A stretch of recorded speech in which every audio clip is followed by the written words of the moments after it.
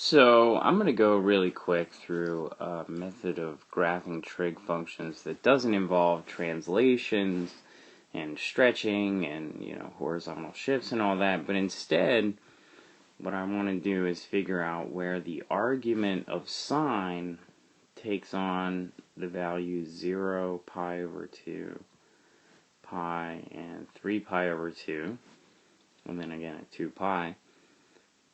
Because that will tell me when y is equal to 2 sine of 0 plus 1, which is 1,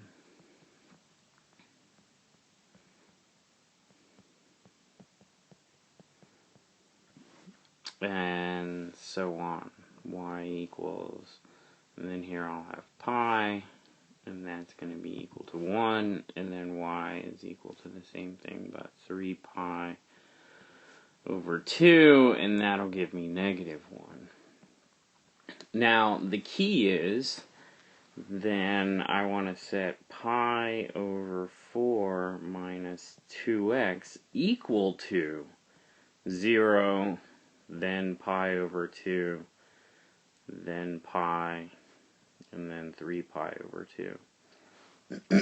That'll tell me x values that correspond to these y values of 1, 3, 1, and negative 1. And just to recap, the way I got these y values was I said, well, when this thing boxed in green actually takes on the value 0, I'm going to get 2 times sine of 0 plus 1, which will give me 1. And then when the boxed value takes on pi over 2, which is up here, I'm going to get 2 times sine pi over 2. Sine pi over 2 is 1. 2 times 1 is 1, plus 1 is 3.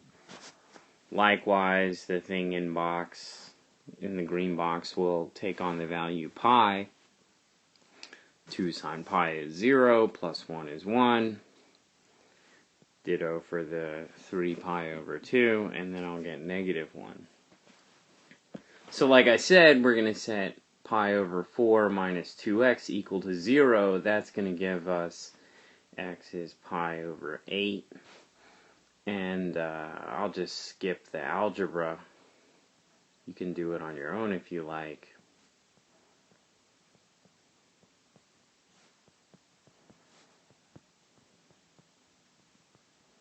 And then finally, we also want to figure out where this expression is equal to 2 pi. And that's going to give us x is negative 7 pi over 8. Finally, putting it all together,